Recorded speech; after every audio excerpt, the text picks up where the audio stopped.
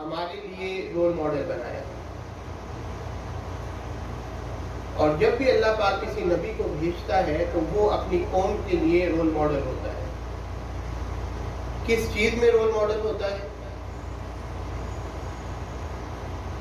آپ یہ نہیں کہہ سکتے کہ اس قوم کے اندر کوئی بھی شخص جو کوئی بھی اسپیشلائزیشن رکھتا ہو. مثال آپ یوں لے لیں کہ اگر کوئی شخص انجینئر ہے یا ڈاکٹر ہے تو وہ یہ نہیں کہہ سکتا کہ نبی کی ذات جو رول ماڈل ہے وہ شاید صرف مذہب کی حد تک یا عبادت کی حد تک ہے، بلکہ وہ چاہے کوئی سائنٹسٹ ہو، کوئی ڈاکٹر ہو، کوئی انجینئر ہو، وہ نبی ہر اس شخص کے لیے رول ماڈل ہے. اور اس کا رول ماڈل ہونا اور اللہ کا بنانا اس کے لیے ضروری یہ ہے کہ اس کی قوم میں پائے جانے والے علم اور کوئی بھی ہنر وہ اس نبی کو عطا ہوتا ہے. آقا علیہ الصلوۃ والسلام کو کیونکہ اللہ پاک نے قیامت تک کے لیے بھیجا، اور جس دور میں بھیجا 1400 سال پہلے سائنس نے اتنی ترقی نہیں کی تھی، میڈیکل سائنس نے اتنی ترقی نہیں کی تھی.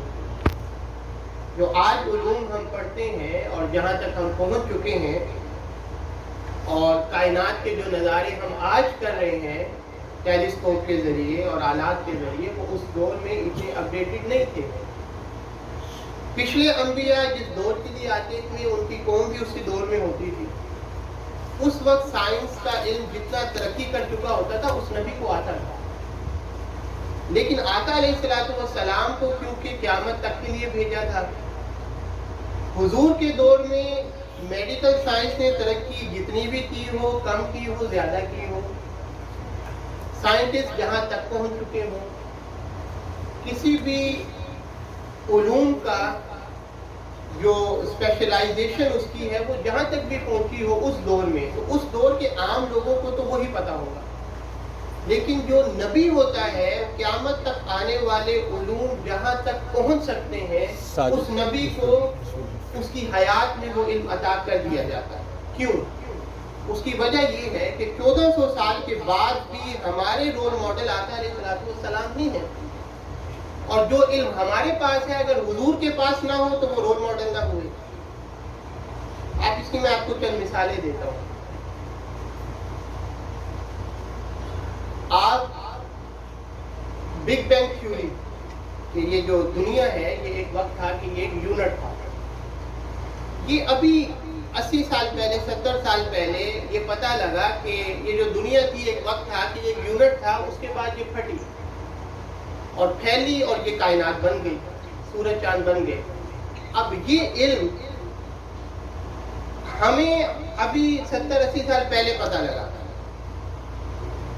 قرآن نے 1400 سال پہلے حضور کو بتا دیا تھا، اور قرآن میں بتا دیا تھا اولم یر الذین کفروا ان السماوات والارض کانتا رتقا ففتقناہما. اللہ نے فرمایا کہ یہ جو کافر لوگ ہیں، اولم یر الذین کفروا، کیا یہ دیکھتے نہیں ہیں کہ جو زمین و آسمان ہیں یہ ایک وقت ایک یونٹ تھا، کانا رتقا.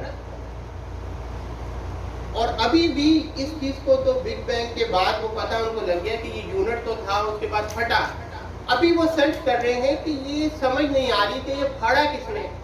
اللہ پاک نے 1400 سال پہلے بتا دیا ففتقناہما، ہم نے اس کو پھاڑا تھا. آپ کے جو جو علوم ہیں جو اس وقت پائے جاتے ہیں وہ سب قرآن میں آ چکے ہیں یا آقا علیہ الصلوۃ والسلام نے ان کو بیان کیا ہوا، اور حضور کو اس کا علم تھا. انسان آج چاند پر گیا ہے، قرآن نے اس وقت بتایا تھا جب انسان تصور نہیں کر سکتا تھا. یعنی اس دور کے لوگ جو آج ہم ہوائی جہاز میں سفر کرتے ہیں وہ تصور بھی نہیں کر سکتے ہوں گے کہ ایسا بھی کچھ ہو سکتا ہے. چاند پہ جانا تو کیا بات ہے، لیکن قرآن نے فرما دیا تھا لَتَرْكَبُنَّ طَبَقًا عَنْ طَبَقٍ، کہ تم ضرور طبق در طبق چاند کی طرف سفر کرو. وَالْقَمَرِ إِذَا اتَّسَقَ لَتَرْكَبُنَّ طَبَقًا عَنْ طَبَقٍ. اور پھر یہ بھی بتا دیا تھا فَمَا لَهُمْ لَا يُؤْمِنُونَ، ان لوگوں کو کیا ہو گیا کہ یہ ایمان نہیں لاتے. یہ بھی بتا دیا تھا کہ جو سب سے پہلے جائے گا وہ صاحب ایمان نہیں ہوگا، مسلمانوں میں سے نہیں ہوگا. آپ آگے چلیں. آج میڈیکل سائنس ہمیں یہ بتاتی ہے کہ جو رحم مادر میں جو بچہ جب پیدا ہوتا ہے اور حمل ٹھہرتا ہے اور عورت پریگننٹ ہوتی ہے، اور اس کے بعد جو سٹیجز ہیں وہ کیا کیا سٹیجز ہیں وہ آج میڈیکل سائنس آپ کو بتا رہی ہے. اور قربان جائیں آقا علیہ الصلوۃ والسلام پر، جن کے وسیلے سے اللہ نے قرآن میں سیم سٹیجز ہمیں بتا دی تھی کہ رحم مادر میں اس وقت جب کوئی دیکھ نہیں سکتا تھا، کوئی آلات نہیں تھے، تو قرآن نے بتا دیا تھا کہ من نطفۃ ثم من علقۃ ثم من مضغۃ مخلقۃ وغیر مخلقۃ.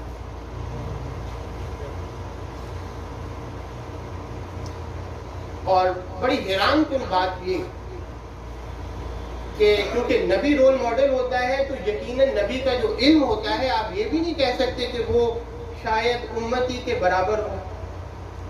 آپ یہ دیکھیں کہ ابھی میڈیکل سائنس یہاں تک پہنچی کہ اگر آپ نے کسی کے باپ کا پتہ لگوانا ہو اور نہ پتہ ہو اور کنفرم نہ ہو تو ڈی این اے ٹیسٹ کروا لیں، آپ کو پتہ لگ جائے. ایسے ہی ابھی یہاں تک پہنچی ہے نا شاید.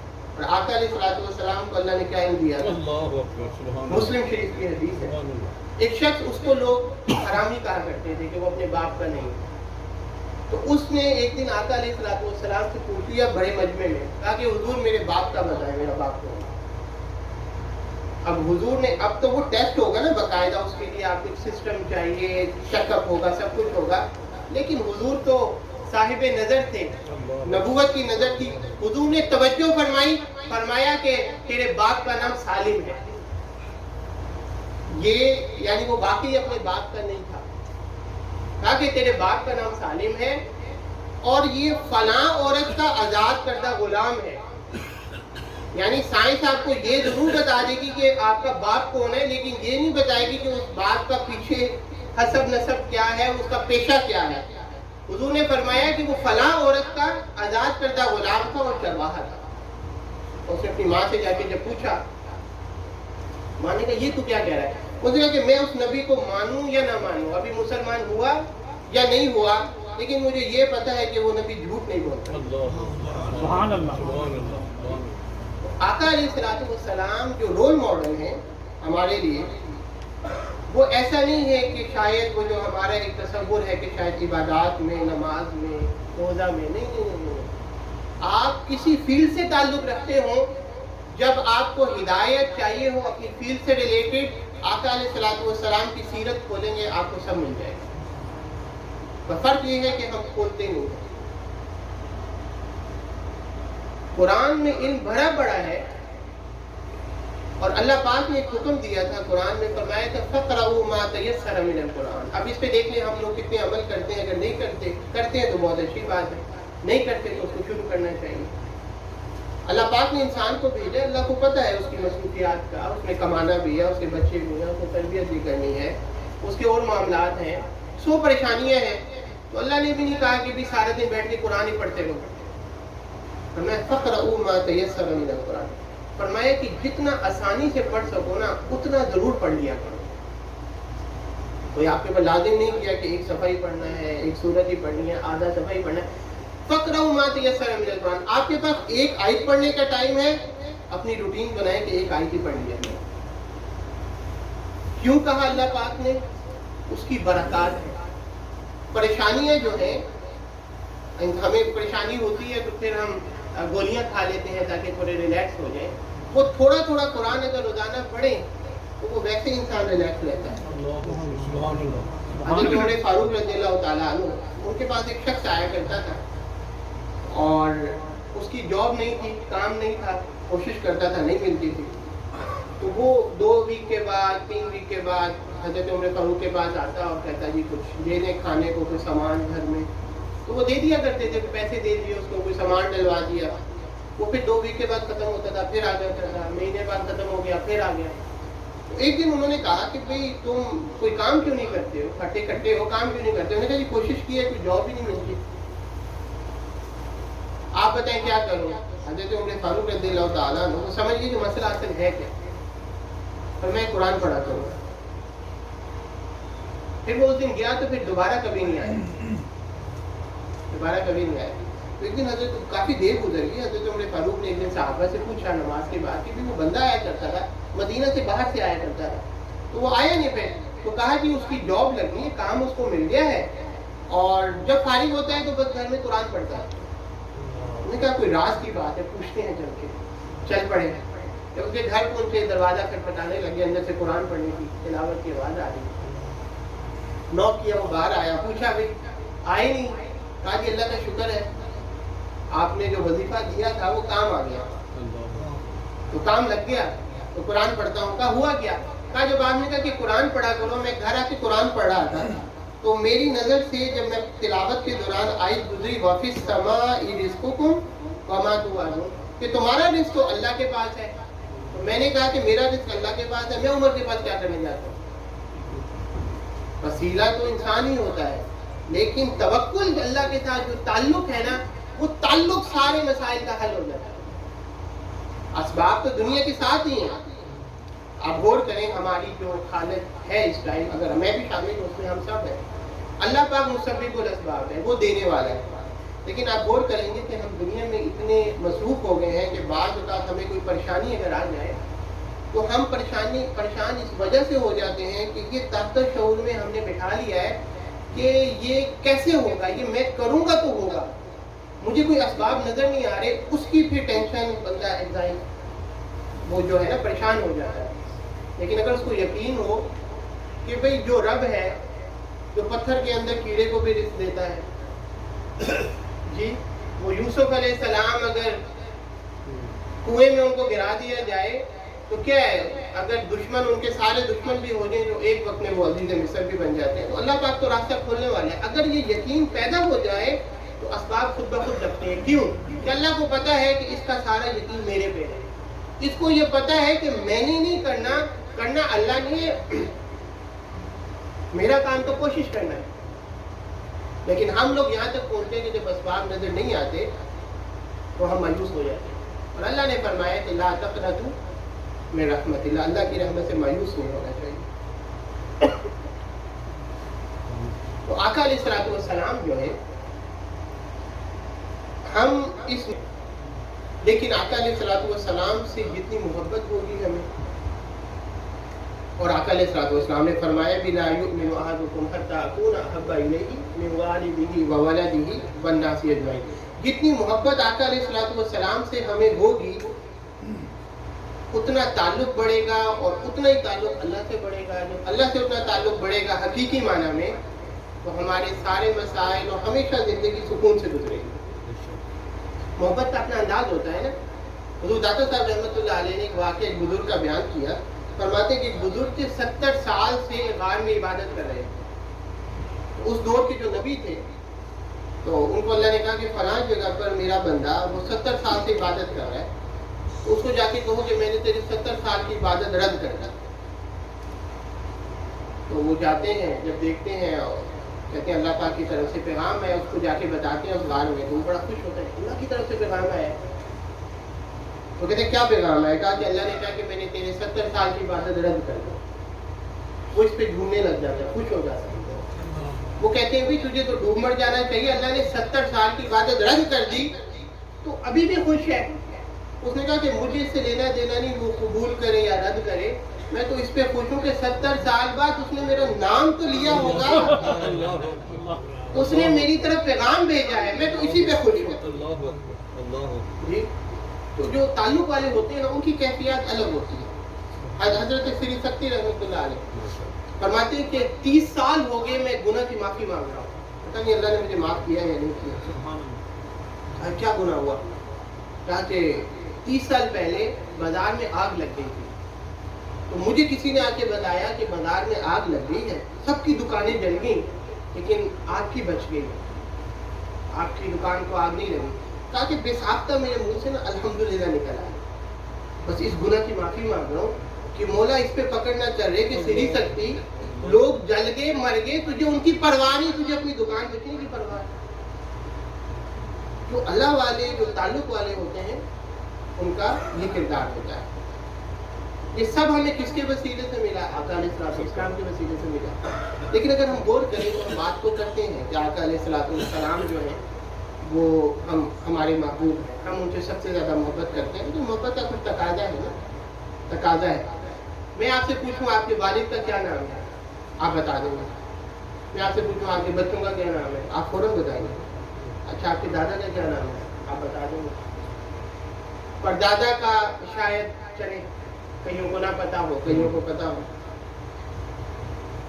آپ کے بچے کتنے ہیں, بیٹے کتنے ہیں, اتنے بیٹے ہیں, بیٹیاں کتنی ہیں, اتنے بیٹے. اچھا کیا نام ہے بیٹوں کا, یہ نام ہے. اگر ہم اپنے سینوں میں جھانکیں اور کوئی ہم سے پوچھ لے آقا علیہ الصلوۃ والسلام کے کتنے بیٹے تھے اور ان کے نام کیا کیا تھے, تو ہو سکتا ہے ہمیں تھوڑا سا سوچنا پڑے. لیکن ہم کہتے ہیں کہ ہمارا تو ایمان مکمل ہی نہیں ہے جب تک آقا علیہ الصلوۃ والسلام سے, اپنی اولاد سے, اپنے ماں باپ سے, تمام جہان سے زیادہ محبت نہ ہو جائے. تو اگر اپنے بچوں کا فوراً نام یاد آتا ہے تو محبت کا تقاضا یہ ہے کہ حضور کے خانوادے کا نام بھی آنا چاہیے. بے شک. اچھا یہ کوئی کمی, میں یہ نہیں کہتا کہ ہم میں یہ کمی ہے, اس کے قصوروار شاید ہم ہیں, یعنی ہم بیان کرنے والے, کیونکہ یہ موضوعات ہوتے نہیں ہیں. اگر موضوعات ہوں تو روٹین میں وہ یاد بھی ہو جائے. تو ایک سبق ہے کہ اس کو کوشش کریں یاد رکھیں. کوئی پوچھے آقا علیہ الصلوۃ والسلام کے والد کا کیا نام ہے, حضور کے والد کا نام حضرت عبداللہ ہے. حضور کے دادا کا کیا نام ہے, حضور کے دادا کا نام عبدالمطلب ہے. جی حضور کی والدہ کا کیا نام ہے, حضور کی والدہ کا نام حضرت آمینہ ہے. آقا علیہ الصلوۃ والسلام کی کتنی بیٹیاں تھیں, حضور کی 4 بیٹیاں تھیں. جی کون کیا کیا نام تھے, زینب تھیں, رقیہ تھیں, ام کلثوم تھیں, حضرت فاطمہ تھیں. اچھا بیٹے کتنے تھے, 3 بیٹے تھے. جی قاسم تھے, ابو القاسم کو سنتے ہیں نا, حضور کا لقب ہے قاسم کے والد. تو قاسم تھے, ابراہیم تھے اور عبداللہ تھے. یہ جو عبداللہ ہے انہی کا نام طیب بھی کہتے ہیں اور طاہر بھی کہتے ہیں. تو یہ یاد ہونا چاہیے آقا علیہ الصلوۃ والسلام کے جو خانوادہ. آقا علیہ الصلوۃ والسلام پیدا ہوئے, اس کے بعد حضور کی جو اسٹرگل ہے اپنی زندگی کی وہ کیسی رہی, کہاں کہاں رہے. So the Prophet sallallahu alaihi wasallam, he remained 40 years in Makkah after he was born. میں تھوڑی سی انگلش میں کہہ دیتا ہوں, مجھے انگلش نظر آ رہی ہے. So after he was born, he remained in Makkah 40 years. So at the age of 40 years, he announced his prophethood. And then further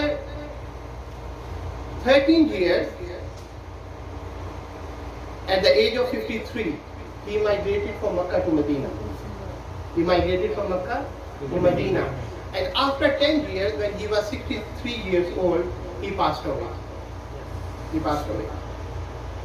And normally we know in the Quran, we have 2 kinds of surahs. Meccan surah and Madani surah. Makki surah and Madani surah. Do you know what is the definition of Madani surah and Makki surah? Normally people, they may think that Makki surah is the surah which was revealed in Makkah, and Madani surah, the surah which was revealed in Medina. No. There are some surahs in the Quran which were revealed in Makkah, but they are still Madani. Why? Because the criteria is not that the surah which was revealed in Makkah, that is Makki surah, and the surah which was revealed in Medina, that is Madani surah.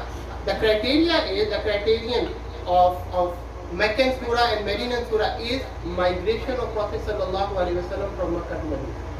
So all the surahs which was revealed before the migration of Prophet sallallahu alaihi wasallam from Makkah to Medina, these are called Meccan surah or Makki surah. And all the surahs which was revealed after the migration of Prophet sallallahu alaihi wasallam from Makkah to Medina, these surahs are called Medinan surah, even it was revealed in Makkah.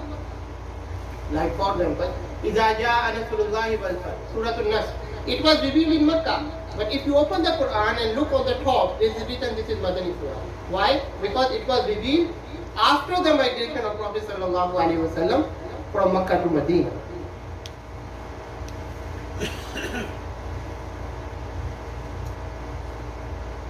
Alhamdulillah, we have the personality of Prophet sallallahu alaihi wasallam. Allah bestowed us. But we should know what was the qualities of that personality. What was the characteristic of that Prophet who is our role model.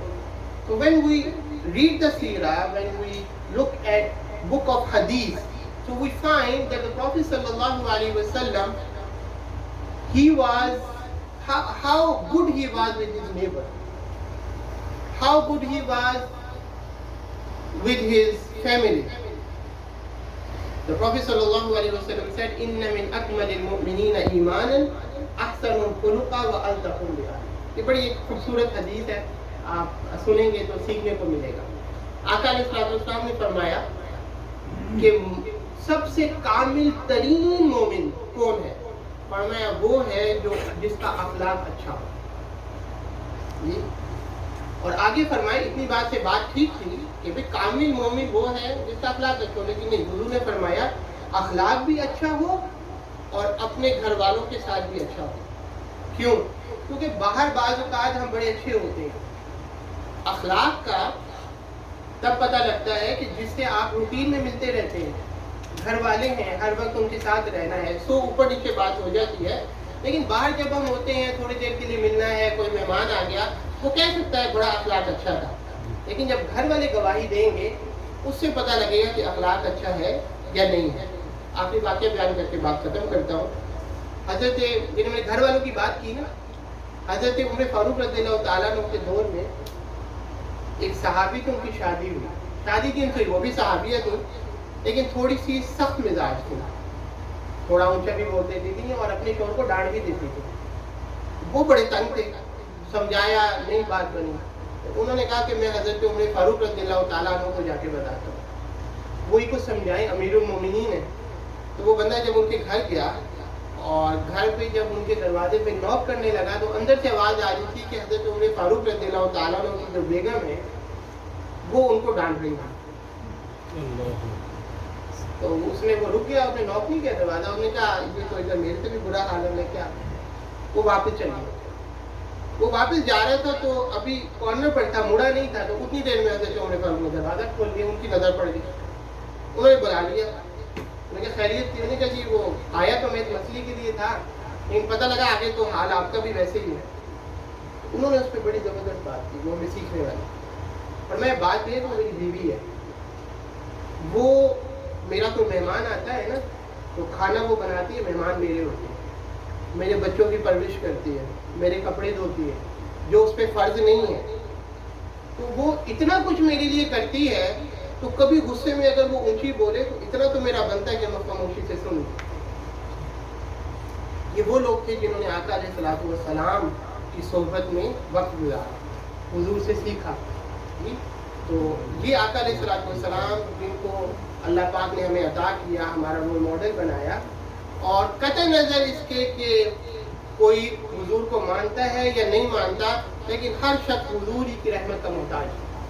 اس کو کوئی علم چاہیے تو حضور کی بارگاہ سے ملے گا, تقویٰ چاہیے تو حضور کی بارگاہ سے ملے گا. اللہ پاک جو سنایا ہمیں اس کو سمجھنے کی, اس پہ عمل کرنے کی, سلام کیونکہ رول ماڈل ہیں تو ایک ہماری تربیت کے لیے میں ایک حدیث سنا دیتا ہوں.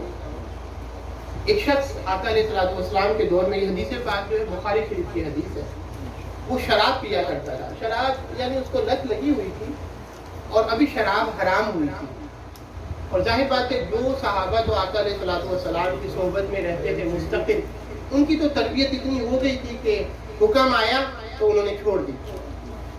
لیکن کچھ ایسے بھی لوگ تھے جو بس آئے, مسلمان ہوئے اور چلے گئے, حضور کی صحبت میں اتنا موقع نہیں ملا. یا اگر تازہ مسلمان ہوئے تھے تو ان سے ایسا ہوتا تھا کہ حکم آنے کے باوجود کبھی کبھی وہ پھر بھی غلطی کر بیٹھتے. تو ان میں سے ایک شخص تھا جو مسلمان تھا لیکن وہ غلطی کر بیٹھا, اور غلطی کیا کر بیٹھا کہ وہ شراب پی بیٹھا. تو ظاہر بات ہے شراب کی حد ہے تو اس کو حد لگی. جب اس کو حد لگی تو آقا علیہ الصلوۃ والسلام تشریف فرما تھے, تو اس نے ایک بار تو حد لگی, پھر ایسا ہوا کہ کچھ عرصے کے بعد پھر اس نے پی لی, اس کو پھر حد لگی. پھر وقت گزر گیا, پھر ایک عرصہ گزرا, اس نے پھر پی لی. وقت کے ساتھ کچھ لوگ تھے نا جو تربیت یافتہ نہیں تھے, ان کو ٹائم لگا, پھر اس نے پی لی, اس کو پھر حد لگی. جب اس کو تیسری بار حد لگ رہی تھی تو صحابہ اکرام نے کہا, تھوڑے سے سخت الفاظ کہے, فرمایا کہ اس پہ لعنت ہو کہ آقا علیہ الصلوۃ والسلام خود حد بھی لگوا رہے ہیں پھر شراب بھی چھوڑتا ہے. آقا علیہ الصلوۃ والسلام نے جب سنا تو حضور نے منع فرمایا کہ نہیں ایسا نہ کہو, مجھے پتہ ہے یہ اللہ اس کے رسول سے محبت کرتا ہے. سبحان اللہ. آپ حیران ہوں گے عمل اس کا کیا ہے, حد اس کو لگ رہی ہے, اور آقا علیہ الصلوۃ والسلام فرما رہے ہیں نہیں یہ سخت الفاظ نہ کہو, مجھے معلوم ہے یہ اللہ اس کے رسول سے محبت کرتا ہے. اس کا مطلب یہ ہے کہ محبت ضروری نہیں ہے کہ ٹھیک ہے عمل میں کوتاہی ہو جائے, تو جس کی عمل میں کوتاہی ہو جائے ہم فتویٰ نہیں دے سکتے کہ اس کو اللہ اس کے رسول سے محبت نہیں ہے. محبت تو دلی کیفیت کا نام ہے. ہاں اس کا پرتاؤ یہ ہے کہ وہ صاحب باعمل ہو جائے, لیکن وقت لگ سکتا ہے. اور وہ محبت اس کی کیا تھی, بس وہ سن لیں. اس کی محبت صرف یہ تھی, کوئی عالم نہیں تھا, کوئی فقیہ نہیں تھا, کوئی پڑھا لکھا نہیں تھا, سادہ سا بندہ تھا, کام کاج بھی کوئی اتنا نہیں تھا. وہ صبح ناشتہ کر کے نا گھر سے نہا دھو کے آقا علیہ السلام کی مجلس میں بیٹھتا تھا. اس کو لطیفے بہت آتے تھے. تو وہ جب دیکھتا تھا نا کہ ہر شخص آ رہا ہے آقا علیہ السلام کے پاس اور آ کر اپنی پریشانی بیان کر رہا ہے, حضور امت کی پریشانی سن کے پریشان ہو جاتے تھے. کبھی خبر آ رہی ہے کہ جی فلاں جگہ سے حملہ ہونے والا ہے, کوئی بندہ آ رہا ہے حضور میرے گھر کچھ بھی نہیں ہے کھانے کو. تو حضور اپنی امت کا درد سن کے نا جب وہ دیکھتا تھا کہ حضور بڑے پریشان ہے, تو وہ چن کے کوئی لطیفہ حضور کو سنا دیتا تھا جس سے حضور خوش ہو جاتے تھے اور ہنس پڑتے تھے. سبحان اللہ. یعنی اس کو بس اس سے لگن تھی کہ حضور کے پریشان نہ ہو, یہ اس کی محبت تھی.